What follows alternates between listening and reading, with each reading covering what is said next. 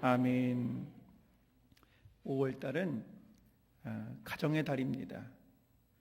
어린이날이 있고요, 또 어버이날이 있고 스승의 날이 있고, 특별히 우리 감리교인들에게는 웨슬리 목사님께서 1738년 5월달에 올드스게이트에서 놀라운 성령의 체험을 통해서 그분의 사역과 그분의 가르침에 하나의 터닝 포인트, 하나의 전환이 왔기 때문에 5월달은 참으로 복되고 즐거운 달이라 그렇게 볼 수 있겠습니다. 가정을 돌아보는 달, 우리의 친구들을 찾아볼 수 있는 달, 우리의 이웃과 친척들 한번 연락해 볼 수 있는 달, 우리를 사랑해 주는 사람들에 대해서 고마워하며 우리가 사랑하는 사람들이 있다고 하는 것을 되돌아볼 수 있는 달, 그리고 한 걸음 더 나아가서 주님께서 웨슬리 목사님을 만나 주셨던 것처럼 오늘 우리들에게도 똑같이 그러한 만남과 뜨거운 열정이 있기를 소원하는 달이 5월달입니다. 계절적으로도 참 아름다운 달이지요. 하지만 어쩌면 한국 역사 이래 지금처럼 5월달이 잔인한 달이었던 적은 없었을지도 모르겠습니다. 지난 4월 16일 이래 이 땅에는 기쁨이 사라진 것 같습니다. 그럴 정도로 충격적인 이번 사건을 통해서 실은 우리 한국 사회가 굉장히 움츠러들고 있습니다. 딱히 위로할 말도 없고, 또 어떻게 해야 이 문제를 다시 회복시킬 것인지, 그저 시간이 지나야 약이 될는지 우리는 알 수 없는 그런 상황에 직면해 있습니다. 여러 성도님들께서도 그러셨겠지만 저 역시 마찬가지로 참 기도를 많이 하고 눈물을 많이 흘렸습니다. 때로 너무 속상할 때는 하나님께 원망하기도 했었습니다. 하나님께서는 이스라엘 백성들을 홍해를 건너게 하신 분 아니십니까? 하나님, 당신은 이스라엘 백성들로 하여금 젖과 꿀이 흐르는 땅으로 가게 하기 위해 요단강을 건너게 하신 분 아니십니까? 하나님, 우리 주님께서는 사나운 풍랑을 말씀 한마디로 잔잔케 해주신 분 아니십니까? 죽은 자도 살리셨던 참 좋으신 아버지 하나님, 우리에게 기적을 주십시오.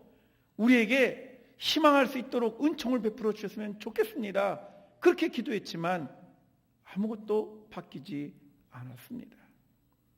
이제 많은 사람들, 세상 사람들은 성난 군중이 되어가고 있고 설왕설래하면서 많은 아픔들이 이제는 서로 간의 갈등으로 번지는 것 같아서 참으로 안타깝습니다.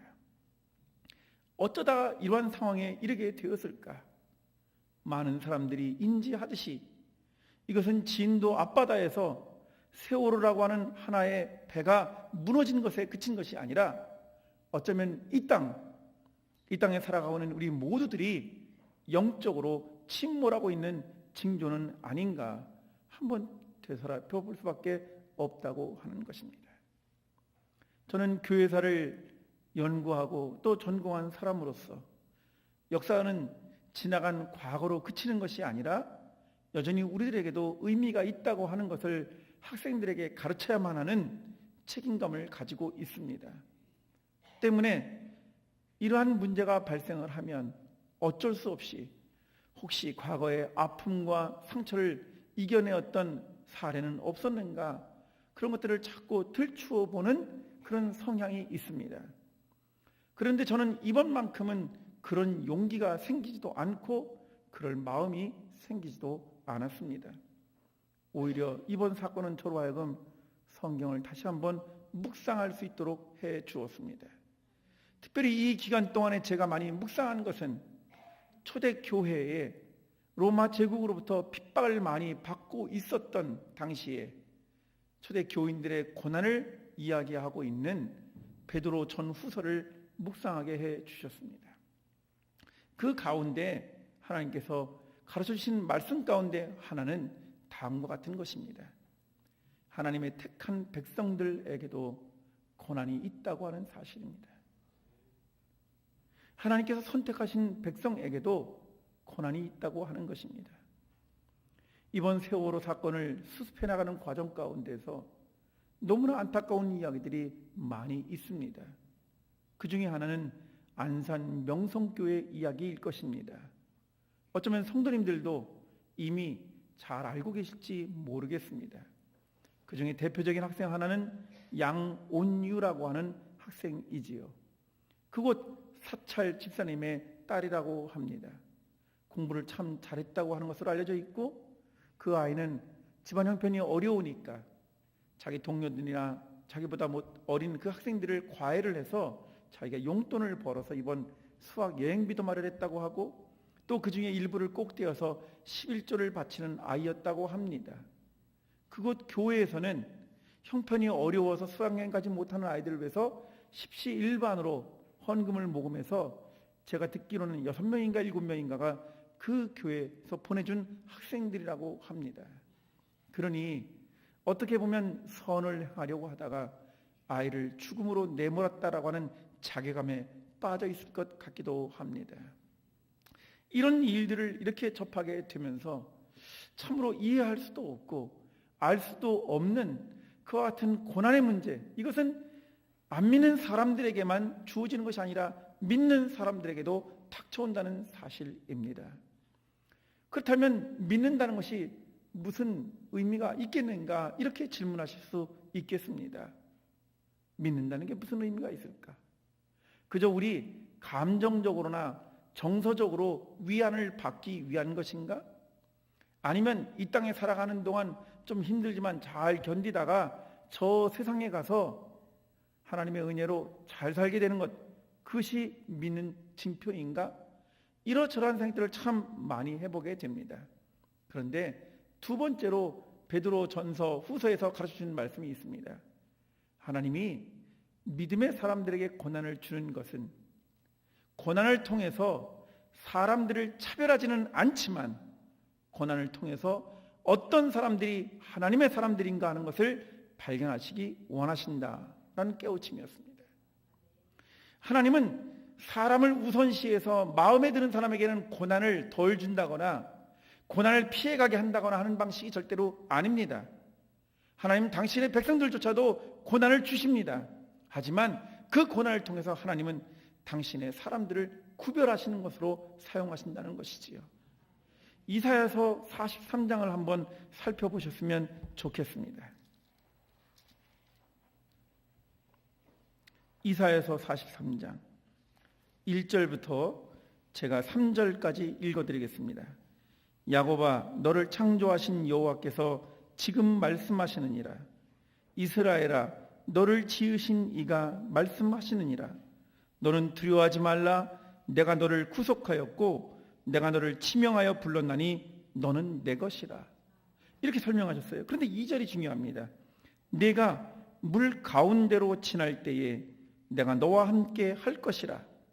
강을 건널 때에 물이 너를 침몰하지 못할 것이며 내가 불 가운데로 지날 때에 타지도 아니할 것이요 불꽃이 너를 사르지도 못하리니 대전하는 여호와 네 하나님이요 이스라엘의 거룩한 이요 네 구원자임이라.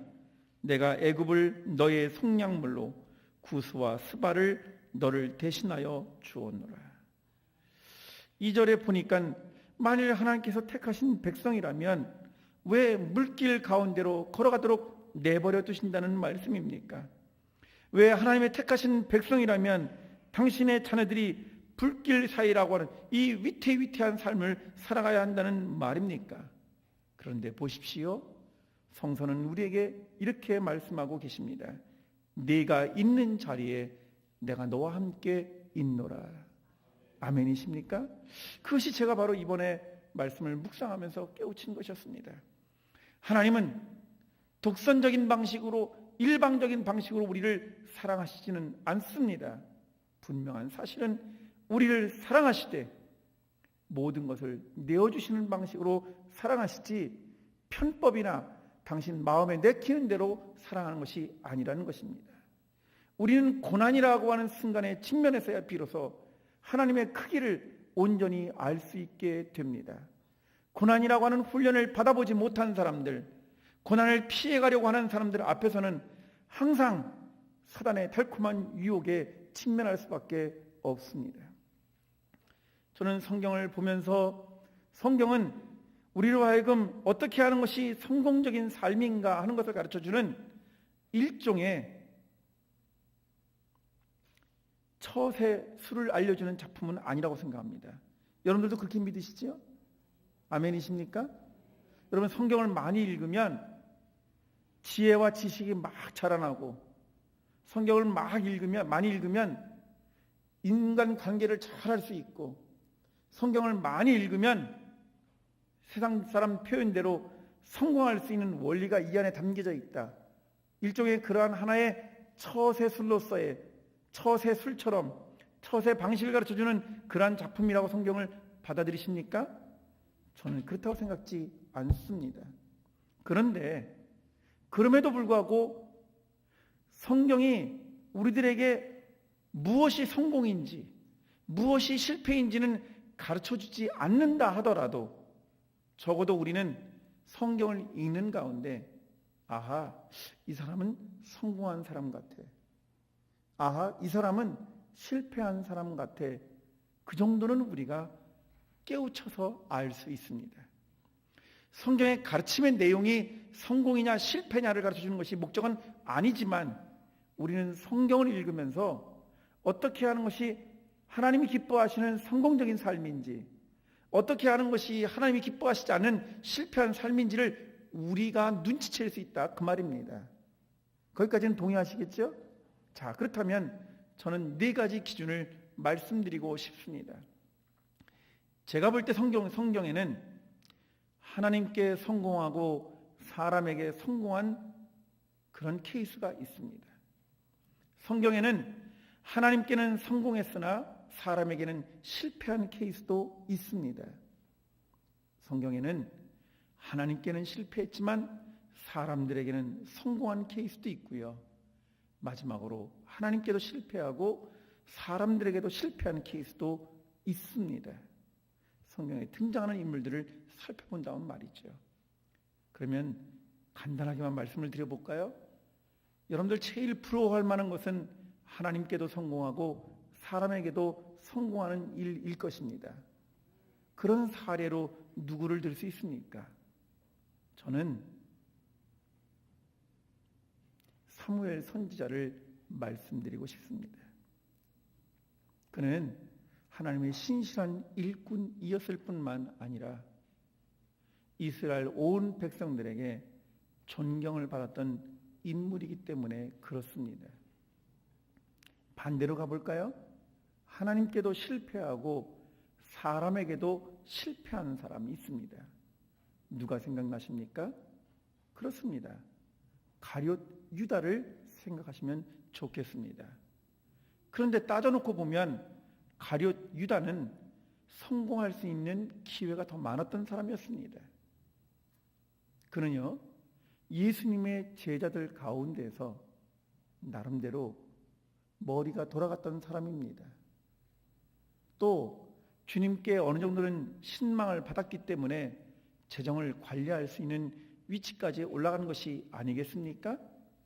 그렇다면 이미 제자로 부름받은 것부터 시작을 해서 여러 가지 면으로 볼 때 성공할 수 있는 그런 위치에 있었으나 자기의 판단과 자기의 생각에 사로잡힌 나머지 그는 주님을 배반하는 결과를 가져왔고, 그래서 하나님께도 실패하고 사람들에게도 실패한 인물로 기록이 되는 것입니다.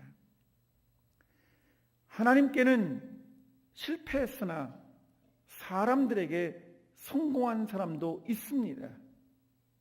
이번 케이스를 말씀을 드려야 될 텐데 여러분들은 놀라실지 모르겠습니다.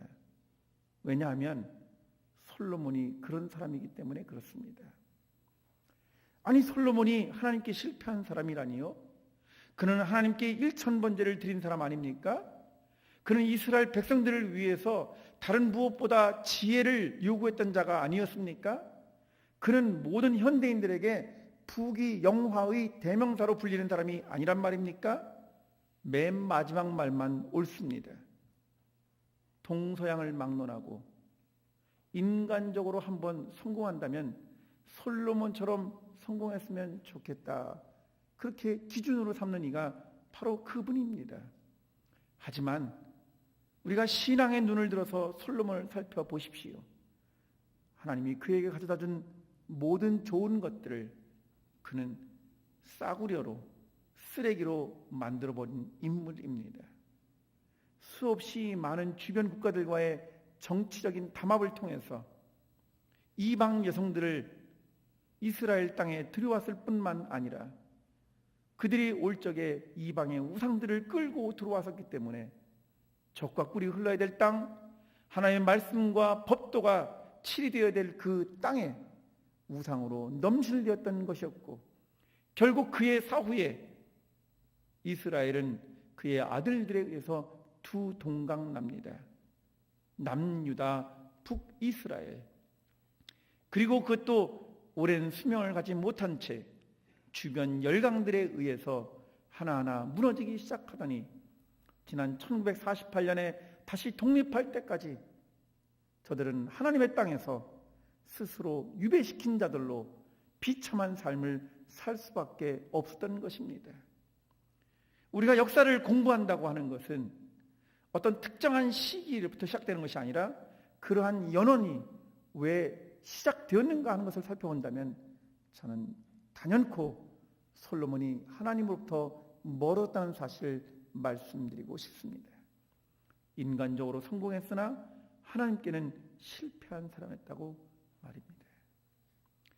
우리는 성경에서 이와 반대로 인간들에게는 실패했지만 하나님께는 성공한 사람들에 대한 이야기를 많이 듣게 됩니다.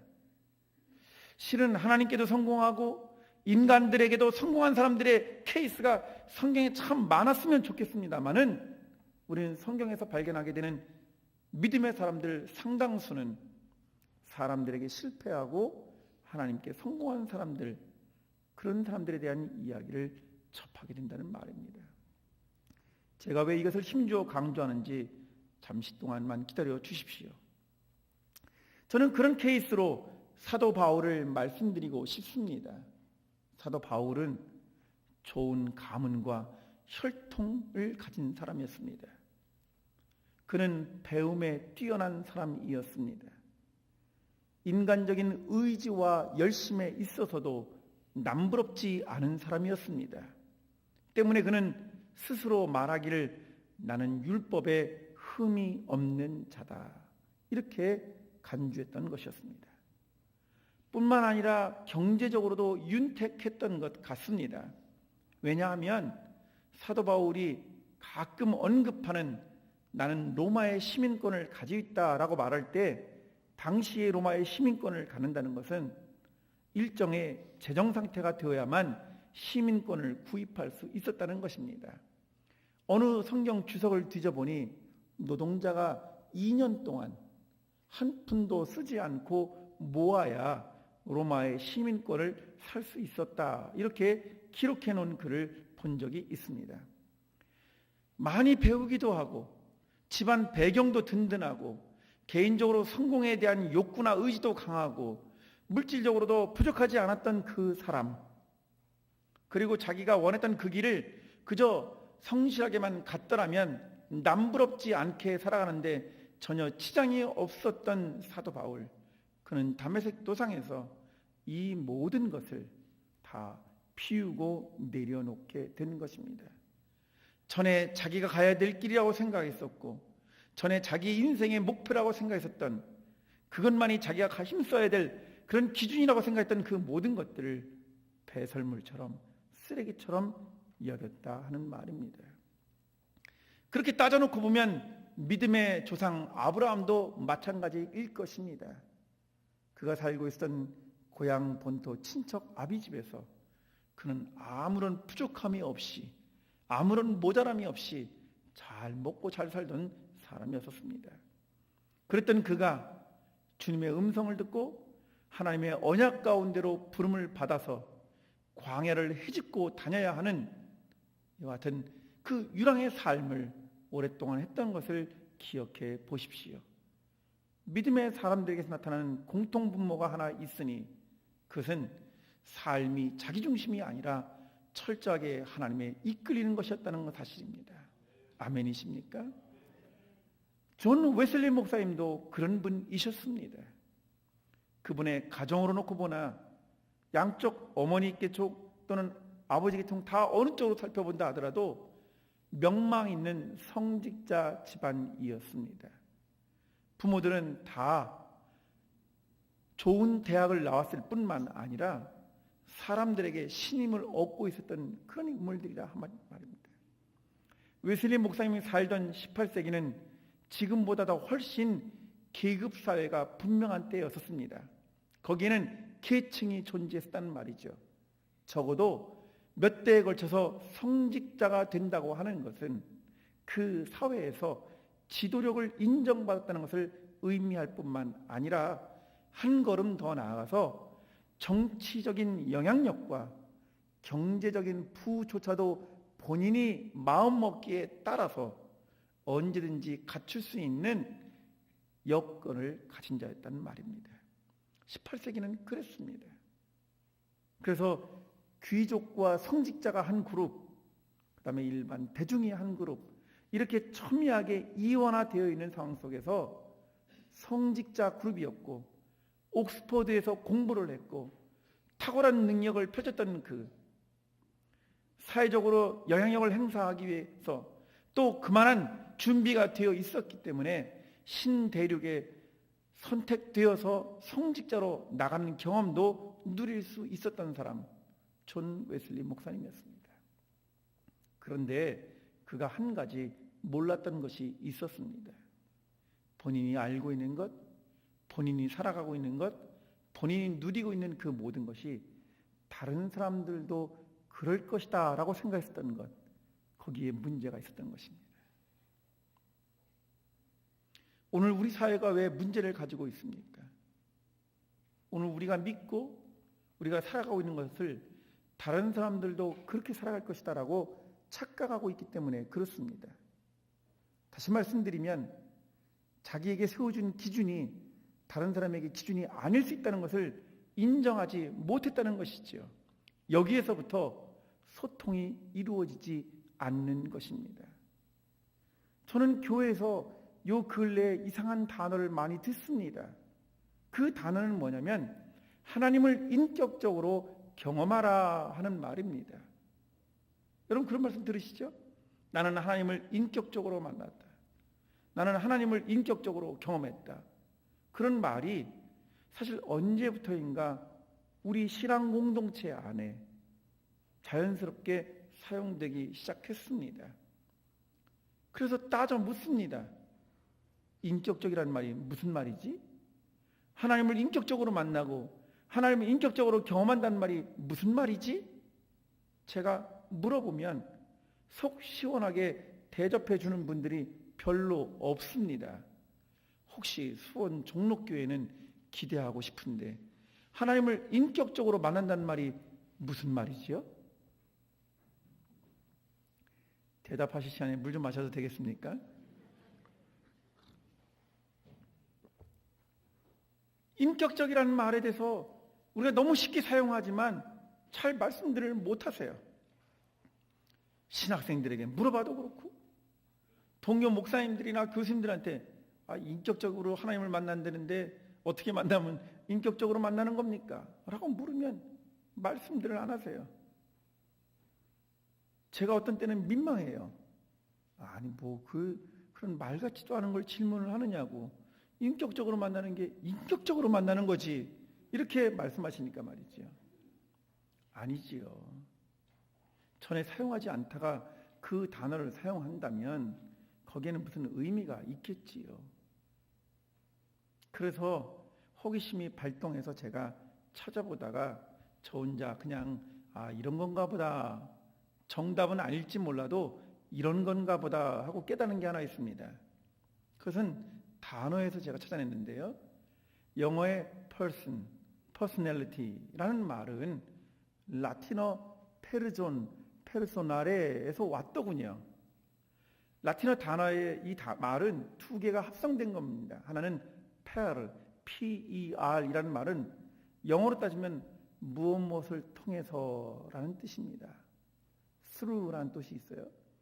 그 다음에 person 할 때 S-O-N에 해당되는 어근은 소나레라는 말인데 소리, 음성이라는 뜻입니다. 그래서 내가 이 단어를 가지고 가만히 생각하다 보니까는 그렇지. 우리 어르신들이 옛날부터 아이들한테 이래라 저래라 아이들이 말을 어지간히 안 듣습니다. 아휴 저놈의 자식 언제 사람 노릇하나, 아휴 저놈의 자식 언제 철드나. 그러난 다음에도 계속해서 말이 안 통하니까 이놈의 녀석 말이 통해야. 여러분 그런 말 들어보셨어요? 네? 이거 말이 통해야지. 그런 말 들어보셨냐고요? 안 들어보셨어요? 왜 대답이 시원찮으세요? 네. 여러분들 그냥 자녀들 키우시면서 막 가슴을 치면서 이놈의 자식 이렇게 말이 안 통해 이렇게 생각해 보신 적 없으세요? 네? 알기는 아시는데 차마 양심상 말씀 못 하시는 거죠? 여러분들이 목사님의 말씀을 잘 안 들어서 목사님이 그냥 에휴 내 설교를 우리 성도님들이 언제 좀 깨우치나 그렇게 속삭이셨기 때문에 차마 말씀을 못 하시는 거죠? 네. 그럴지도 몰라요. 저도 지금 목회 48년 하시고 은퇴하신 어머니 아버지와 함께 삽니다. 남들은 제가 부모를 모시고 산다고 착각을 하는데 그게 아니고요. 제가 얹혀 살아요. 저 같은 사람 보고 뭐라고 말하냐면 캥거루족이다 그렇게 말하더군요. 그런데 가끔 가다가 부모님하고 대화를 합니다. TV를 보거나 뭘 보면서 그분하고 저하고 세대 차이가 있으니까 세상을 바라보는 기준이 달라요.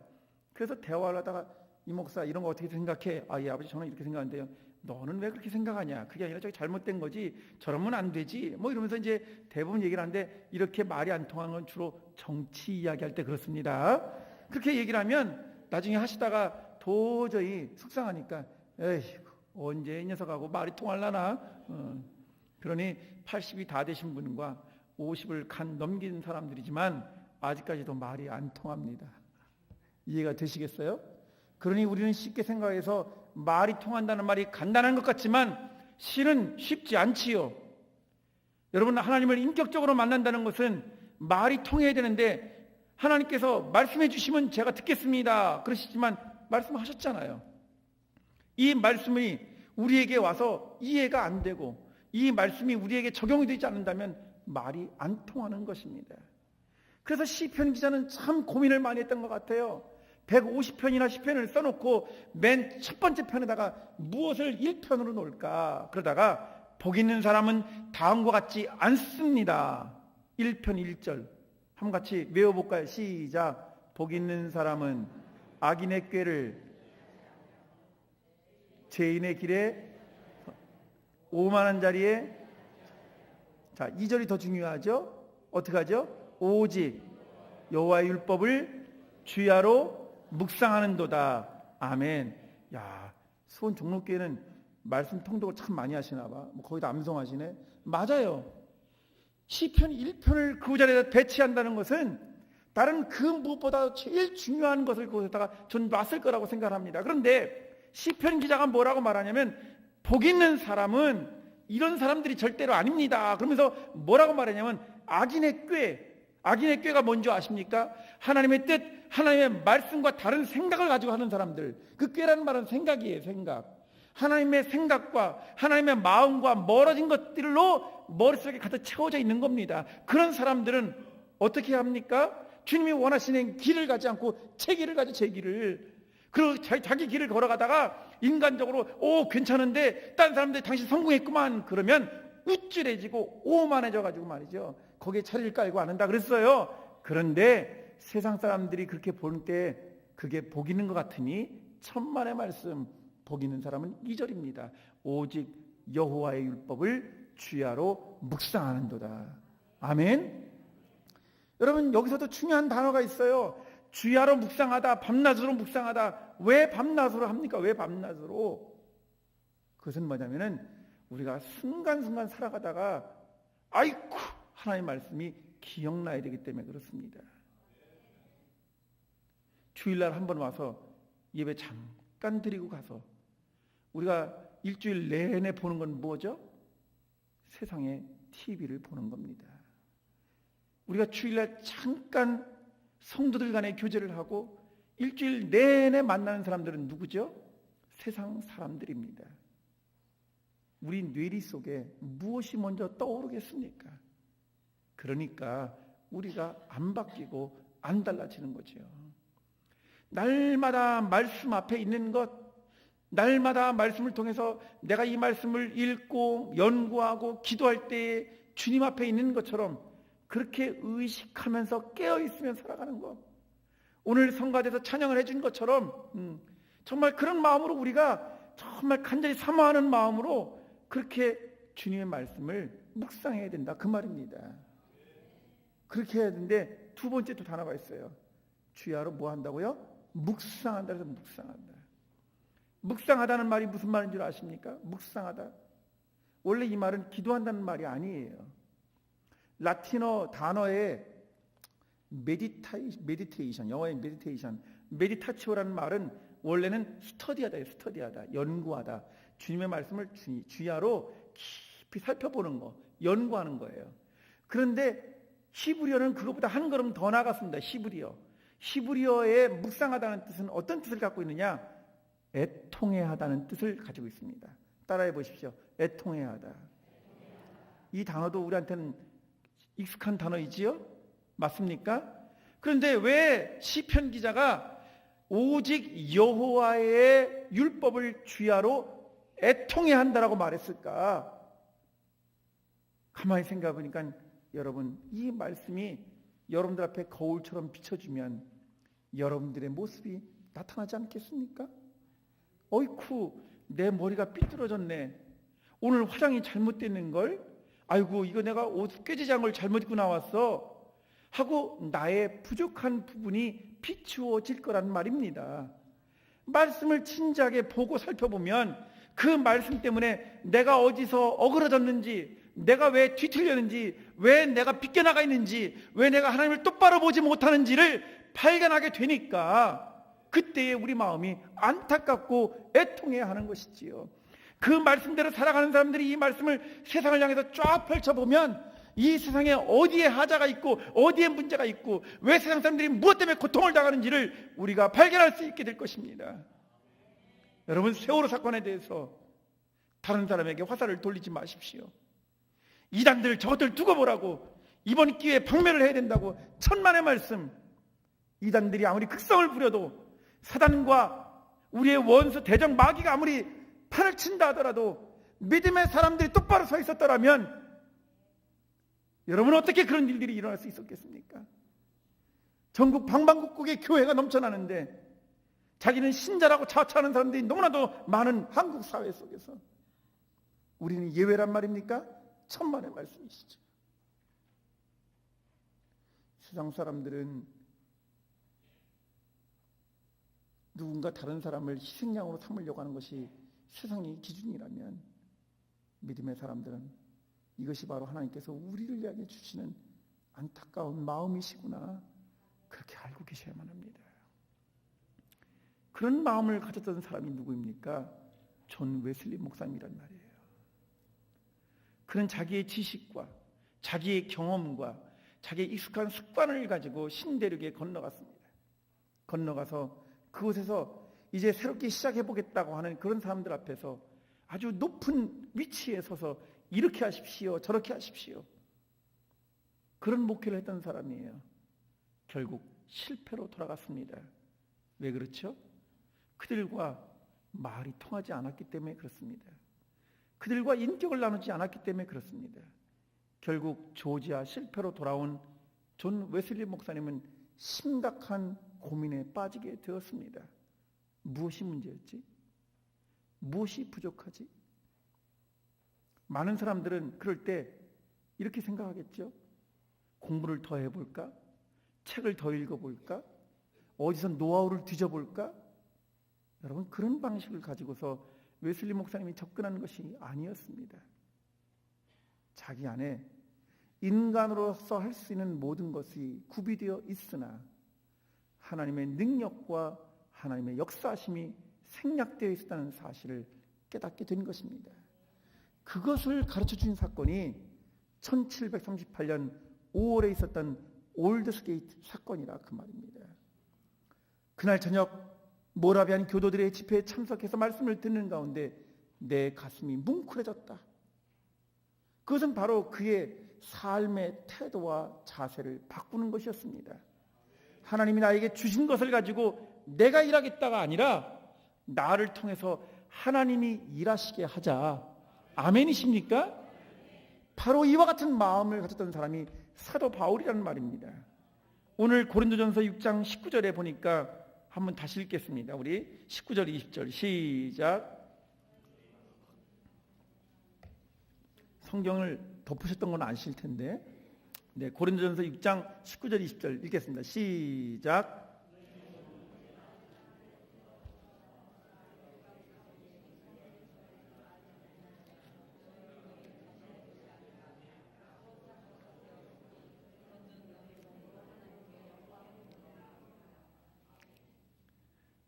저는 같이 읽으십시다 그러면 기가 막히게 하나를 읽어주실 줄 알았어요.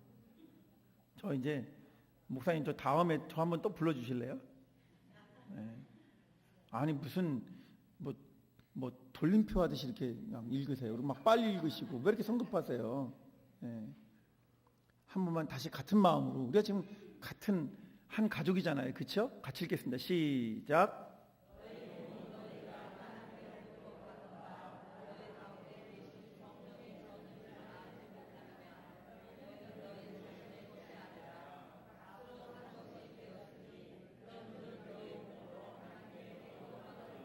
아멘. 예. 아직도 좀 현찮지만 용서하도록 하겠습니다. 예.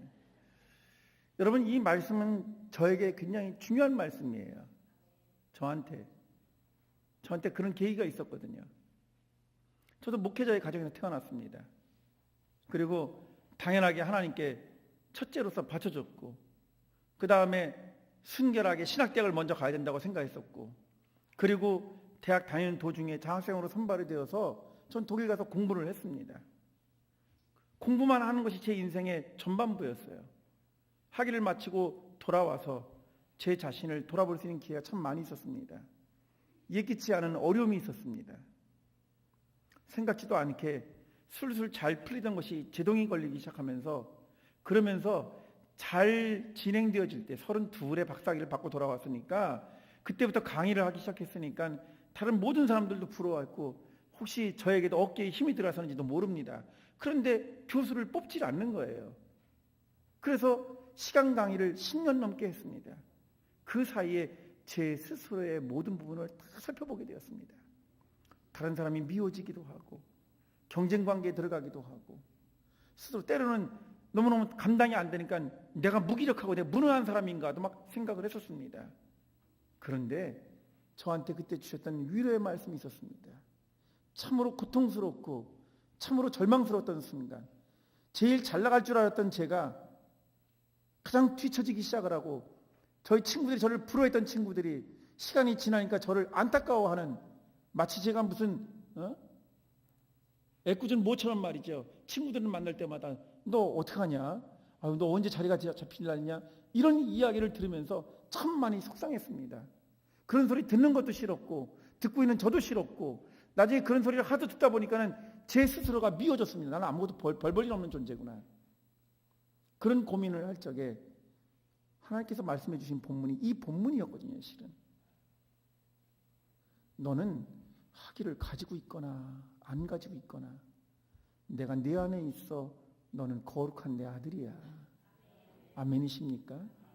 그 말씀이 저한테 위로가 됐거든요. 그 어떤 것도 위로가 되지 않습니다.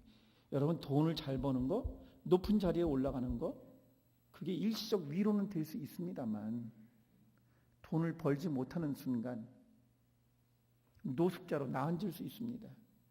그 직장을 내려놓고 떨어지는 순간 다른 사람들의 시선은 여러분들에게서 싸늘하게 돌이켜버립니다. 나이가 들면 젊었던 혈기 넘쳤던 그런 몸도 내 마음대로 컨트롤이 안 되는 것입니다. 그래서 참 안타깝고 부끄러울 때가 있습니다. 그런데 우리가 뭘 가지고 쥐고 있어야만 우리 자신을 드러낼 수 있다고 생각하는 것에 대해서 하나님은 전혀 다른 시선을 제공해 줍니다. 내가 뭐 잘나서 내가 너를 내 자녀로 삼는 것이 아니라 내가 너를 세워주기 때문에 너는 내 자녀다. 그런 말씀이었어요. 여러분 그렇지 않습니까? 그래서 사도 바울 선생님께서 고린도 교회가 갈등을 가지고 있었어요. 파당과 분열의 어려움이 있었습니다. 그들 간에 서로가 하나님을 존귀하게 여기기보다는 하나님의 이름으로 갈등이 있었던 그곳에 가서 당신들은 하나님의 자녀고 백성입니다. 이 말씀을 증거하면서 해준 이 중요한 구절이에요. 너희 몸은 너희가 하나님께로부터 받은 바 너희 가운데 계신 성령의 전인 줄을 알지 못하느냐. 우리는 얼마나 오랫동안 여기에 와야만, 건물과 공간 안에 들어와야만 성전 안에 있다고 생각했었습니까? 이 건물을 빠져나가는 순간, 이 공간을 벗어나가는 순간 우리는 세상의 속수무책으로 내팽개쳤다는 말입니까? 아니지요. 하나님은 우리가 어디에 있든, 그것이 광야이든 그것이 사막이든 그것이 오아시스든 하나님은 항상 우리와 함께 하신다는 사실. 왜 그렇게 하십니까? 왜 그렇게 하십니까? 두 번째는 그것이 바로 그분의 사랑의 방식이라는 것입니다. 오늘 읽은 본문에 보니까 너희는 너희 자신의 것이 아니라 값으로 산 것이 되었다. 하나님께서 우리 안에 늘 임재해 주시고 우리와 항상 늘 동행해 주시는 단 하나의 이유는 바로 우리를 사랑하시기 위해서입니다. 사랑에는 거리가 있어서는 안 되는 법입니다. 세상 사람들은 에티켓을 지키기 위해서 한 가까운 사람이라도 하더라도 한 30cm쯤 떨어져서 적당히 손을 내밀 만한 곳에 위치하도록 합니다. 그런데 믿음의 사람들은 그렇지 않고 꽉 껴안습니다. 왠지 아십니까? 우리는 뗄래야 뗄 수 없는 자들이기 때문에 그렇습니다. 하나님께서 그렇게 사랑해 주시는 방식이라는 거예요. 여러분 한번 이 힘들고 어려울 때에 믿음의 사람들만이라도 목사님은 성도님들을, 성도님들은 목사님을 한번 꽉 껴안아 주셨으면 좋겠어요. 우리 사회가 지금 그래도 힘든 판인데 마치 희생양을 잡아서 그것 한두 군데만 쳐 까부수면 다시 원상태로 돌아갈 것이라고 천만의 말씀. 그리고 여전히 우리 안에 남아있는 이기심과 우리 안에 비워내지 못한 담벼락이 있다면 20년 전의 사건이 오늘 재현됐던 것처럼 오늘 지금 우리가 목격한 이 사건이 20년 후에도 여전히 살아남을 가능성이 훨씬 높습니다. 제가 유학하던 시절 삼풍백화점이 무너지고 성수대교가 붕괴될 때 신문에서 독일 신문에 막 떠오르고 방송에 나오는데 참 부끄럽더라고요. 한 독일 친구가 그럽디다. 독일도 기초 과학이 튼튼한 나라입니다. 그런데 한국의 기술에 대해서 독일 사람들도 인정하는 거예요. 왜냐하면 국제 기능 올림픽에서 한국이 날마다 1등 하던 때가 그때였기 때문에 그랬어요. 그런 기술력을 갖춘 나라에서 어떻게 이런 어처구니 없는 일이 빚어졌는가? 도대체 그들은 우리를 어떻게 볼까? 지금 현재 한국은 전 세계에서 가장 뛰어난 선박 제조 기술을 가지고 있습니다. 수주 실적도 제일 높아요. 저 거제도에 가면 대우조선은 무려 4만 5천 명의 노동자들이 일을 하고 있는 거대한 산업단지입니다. 그런데 배 하나가 속수무책으로 가라앉아 버리고 말았습니다. 우리에게 기술이 없어서 그렇다고요? 우리에게 지식이 없어서 그렇다고요? 우리에게 경험이 없어서 그렇다고요? 천만의 말씀입니다. 우리에게 없는 것은 하나님이 우리와 함께 계신다고 하는 그 같은 믿음이 없었기 때문에 그랬습니다. 하나님이 우리를 그렇게 사랑하셨다는 사실, 그 사랑의 마음이 우리한테 없었고 입에 발린 말만 있었기 때문에 그랬던 것입니다. 존 웨슬리 목사님이 그런 삶이었다는 것을 올더스게이트에서 발견한 거였어요. 발견한. 집안 배경으로나 학식으로나 자기의 열심으로나 자기는 부족할 것이 없다고 생각했는데 왜 오죽자는 조지아에서 실패를 했는가? 다시 고향으로 돌아왔는데 자기의 삶은 혼란스러웠습니다. 어디서부터 다시 시작하지? 무엇을 다시 배워야 되지? 내가 부족한 것이 무엇이지? 그러다가 자기가 모자라고 부족해서가 그런 것이 아니라 그 안에 하나님이 계시지 않았다는 사실 때문에 이게 문제가 생긴 것이구나. 그것을 발견한 것이 올더스게이트 모라비안 교도들의 집회에서 일어난 것입니다. 웨슬리 목사님은 모라비안 집회를 통해서 새로운 지식이나 새로운 기술이나 새로운 깨달음을 얻은 것이 아닙니다. 자기 혼자인 줄 알았던 거기에 주님이 계시다는 사실, 그래서 가슴이 뜨거워지기 시작한 거예요. 아, 내 안에 주님이 계셨지, 내가 왜 이 사실을 몰랐을까? 공중나는 새들, 저 들판에 있는 이름 없는 들풀조차도 하나님께서 다 기억하신 바 된다고 그랬는데, 하나님께서 나를 존귀하게 여기시고 나를 그렇게 사랑해 주셨는데 내가 나를 사랑하는 법을 몰랐었구나. 그 사실을 깨달았습니다. 아멘이십니까? 여러분, 다시 사랑하셔야만 합니다. 세월호의 사건은 진정으로 사랑하는 것을 우리들로 하여금 고백하도록 만드는 것이지, 문제를 어떻게 해결할 것인가, 우리에게 뭐가 없다, 훈련이 안 됐다, 기술이 안 됐다, 어느 집단이 문제다, 여러분, 그런 방식으로 해결되지 않습니다. 그것도 해야 되지만 더 중요한 것은 우리를 진짜 사랑할 수 있어야만 합니다.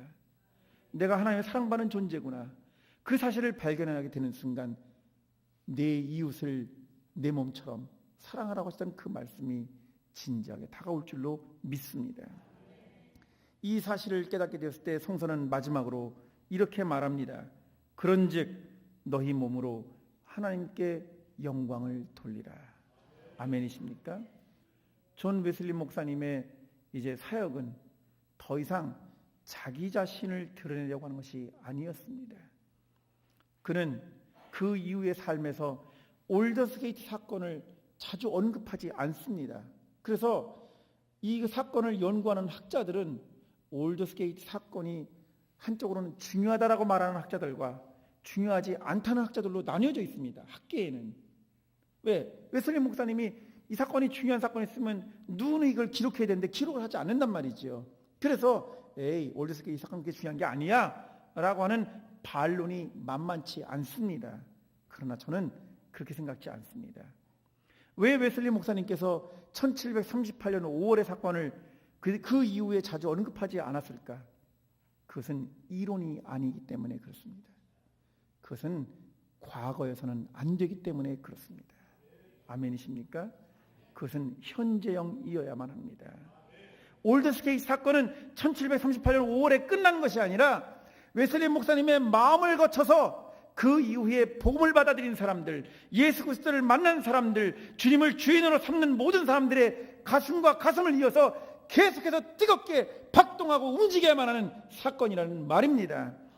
그것이 바로 우리 안에 있기를 간절히 소원합니다.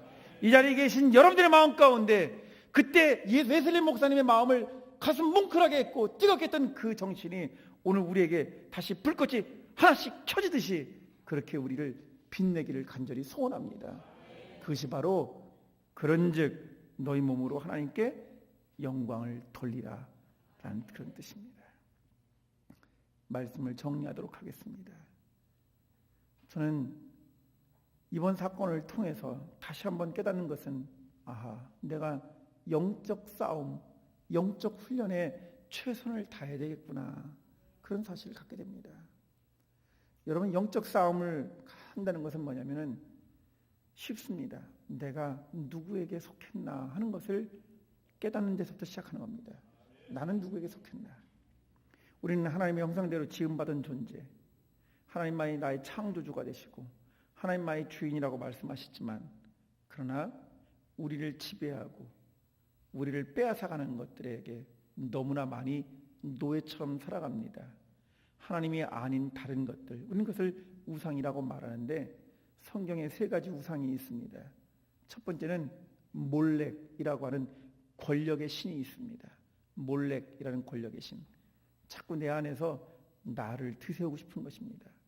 나를 주장하고 싶은 거예요. 나를 다른 사람들 앞에서 인정받고 싶어 합니다. 다른 사람들에게 영향력을 행사하고 싶은 마음이 있어요. 그것이 나를 통해서 이루어졌으면 좋겠다는 욕구가 나올 때 우리는 그것을 몰렉의 우상에 사로잡혔다고 말씀드릴 수 있습니다. 또 하나의 우상이 있습니다. 그것은 바알과 아세라입니다. 성서에서 말하는 바알과 아세라는 쾌락과 욕망의 신입니다. 조금 고난도 참을 줄도 알아야 되고 절제할 줄도 알아야 되는데, 그런데 다른 사람은 어떻든 간에 나만 잘 먹고 나만 잘 살면 된다고 생각하는 겁니다. 내가 기쁘고 내가 행복하면 그만이라고 생각하는 이러한 현실이 오늘 우리 사회에 가득 담겨져 있습니다. 바알과 아세라가 지배하는 때문입니다. 세 번째, 하나님에게 적대하는 우상이 있습니다. 그것은 바로 무엇보다도 만몬입니다. 물질의 신이지요. 우리는 돈을 통해서 친구를 사귈 수도 있고 돈을 통해서 좋은 일을 할 수도 있습니다만, 때로는 돈 때문에 노예가 돼서 친구를 사귀기는커녕 친구와 배반하고 좋은 일을 하기는커녕 돈을 벌기 위해서 악을 서슴지 않습니다. 지금 바로 그런 것과 우리는 싸워가고 있는 중입니다. 이 영적 싸움을 우리가 잘 감당하기 위해서 내 주인이 누구인가를 생각해 보십시오. 사도 바울은 이렇게 고백했습니다. 너희 몸은 너희가 하나님께로부터 받은 바 너희 가운데 계신 성령의 전인 줄을 알지 못하느냐. 웨슬리 회심 276년을 맞이하는 이 즈음에 저와 여러분들, 하나님이 우리를 그렇게 사랑하신다는 사실을 다시 한번 아로새겼으면 좋겠습니다. 그리고 매 순간순간의 삶 속에서 여러분들이 정말 하나님께로부터 사랑받는다는 사실을 보여주십시오. 그것이 바로 우리 안에 올더스게이트 사건이 죽은 과거가 아니라 살아있는 현재로 만드는 유일한 길입니다. 여러분들의 삶을 통하여 살아계신 하나님이 존귀와 영광과 권세를 누리시기를 간절히 소원합니다. 기도하시겠습니다.